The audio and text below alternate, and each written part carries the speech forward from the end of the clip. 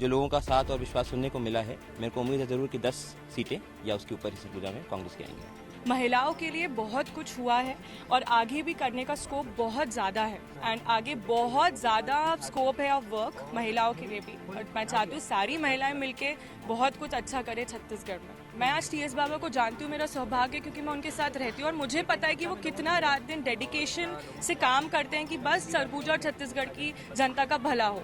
उप मुख्यमंत्री टीएस सिंहदेव मतदान केंद्र पहुंचे हुए हैं और उनके साथ परिवार के सदस्य, उनके भतीजे बहू भी मतदान करने पहुंची हुई हैं और आदितेश्वर शरण सिंहदेव जी लगातार साय की तरह से इस पूरे चुनाव के कैंपेनिंग में थे। लगातार आपने दौरा किया, सरगुजा के अलग अलग इलाकों तक पहुंचे, दूसरे इलाकों में भी पहुंचे, किस तरह का प्रतिसाद दिख रहा है?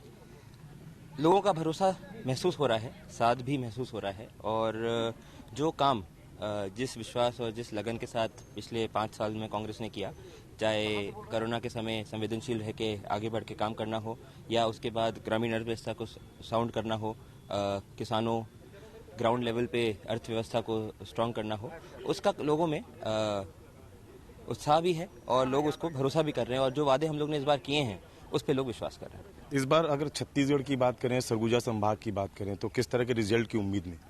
पिछली बार सरगुजा का क्लीन स्वीप था, एक लहर का माहौल भी था और बहुत कम हुआ है कि सरगुजा ने एक तरफा वोट डाला है, उसमें से एक समय पिछली बार था।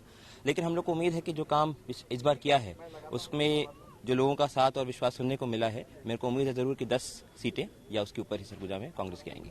सरगुजा की जनता ये चाहती है कि डिप्टी सीएम के जो नाम है उससे डिप्टी शब्द हट जाए, सीएम बन जाए। इसको लेकर किस तरह का मैसेज जनता के बीच जा रहा है, आप लोग किस तरह से देखते हैं? जनता का प्यार है, जनता की सद्भावना है और जनता की चाह भी है कि अगर एलिवेशन हो तो संभाग के लिए अच्छा होगा, यहाँ पे फोकस रहेगा।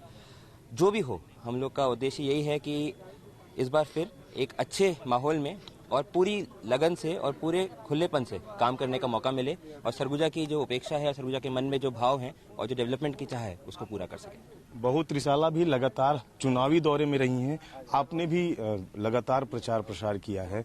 महिलाओं के लिए किस तरह का सरकार के प्रति दिखता है और जो अभी घोषणा हुई है 15,000 रुपए देने की, उसको किस तरह से देखते हैं? अगेन मैं सबसे पहले तो सबको बहुत बहुत थैंक यू करना चाहूँगी कि अपना टाइम निकाल के यहाँ आए। आज छठ का दिन है तो सारी महिलाओं से अपील भी करूंगी आपके चैनल के थ्रू कि वो टाइम निकालें और वोट डालने आए, क्योंकि ये बहुत बहुत ज़्यादा ज़रूरी है।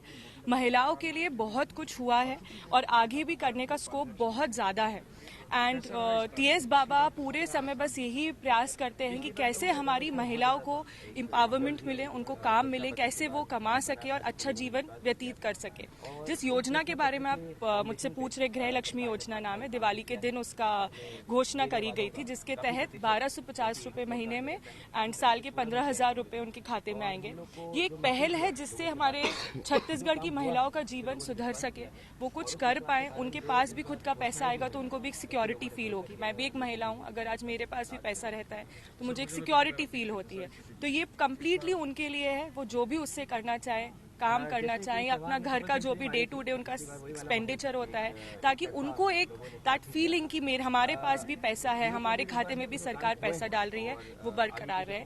एंड आगे बहुत ज़्यादा स्कोप है ऑफ वर्क महिलाओं के लिए भी और मैं चाहती हूँ सारी महिलाएं मिलके बहुत कुछ अच्छा करें छत्तीसगढ़ में और पूरे हिंदुस्तान में। अभी डिप्टी सीएम है, उप कप्तान है, टीम के कप्तान के रूप में देखना चाहती है सरगुजा की जनता, आप लोग किस तरह से देखते हैं? ये बहुत ही इंटरेस्टिंग क्वेश्चन आपने मुझसे पूछ लिया है। सरगुजा की जनता का प्यार है टीएस बाबा जी पे और पूरे छत्तीसगढ़ का भी है। जैसे मैंने अभी बोला, he is the most deserving candidate, मैं फिर से बोलूंगी, क्योंकि मैंने किसी भी कैंडिडेट को या किसी भी, मैं भी एक पॉलिटिकल फैमिली को बिलोंग करती हूँ, मैंने कभी भी ऐसा नहीं देखा कि कोई इतना ज्यादा इन्वॉल्व्ड है लोगों के बीच में कि उसको किसी की सुध-बुध नहीं है। सिर्फ सरगुजा के लोगों का भला हो, अच्छा हो, रोड्स बने, पानी आए, हर चीज में स्कीम्स, चाहे वो औरतों से रिलेटेड हो, छत्तीसगढ़ से रिलेटेड हो।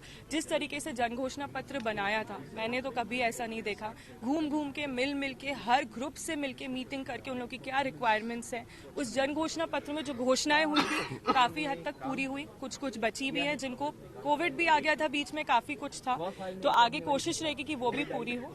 एंड बिल्कुल हम सब चाहते हैं कि वो बिल्कुल ऊपर बढ़े, आगे बढ़े। बाकी तो फिर जैसा होगा होगा, बस आप लोग अपना प्यार और आशीर्वाद बनाए रखिएगा। जन घोषणा पत्र की बात आपने की, इस बार बीजेपी ने भी महिलाओं की बात कही है और किसानों की बात कही है, क्या लगता है कॉपी है और क्यों जनता है वो कांग्रेस के जो घोषणा पत्र है उस पर भरोसा करे? देखिए, मुझे नहीं पता कॉपी है नहीं है, और जिस चीज़ के बारे में आइडिया नहीं उसके बारे में मैं कमेंट नहीं करना चाहूँगी, ना जो उनके बारे में कुछ खराब बोलना चाहूँगी।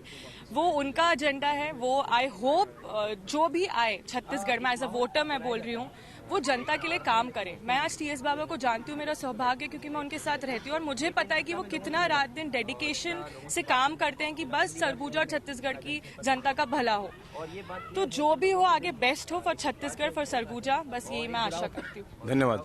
तो ये थी त्रिशाला, जो कि डिप्टी सीएम टीएस सिंहदेव हैं, उनकी बहू हैं। उनका कहना है कि जिस तरह से भी जनता के पास से जो प्यार मिला है उससे वो पूरी तरीके से आश्वस्त हैं कि इस बार न सिर्फ जनता टीएस सिंहदेव जी को ज्यादा से ज्यादा मतों से विजयी करेगी, बल्कि प्रदेश में भी कांग्रेस की सरकार बनेगी और वो बेहतर जनता के लिए कर पाएगी। कैमरामैन दीपक गुप्ता के साथ अभिषेक सोनी, IBC 24, सरगुजा।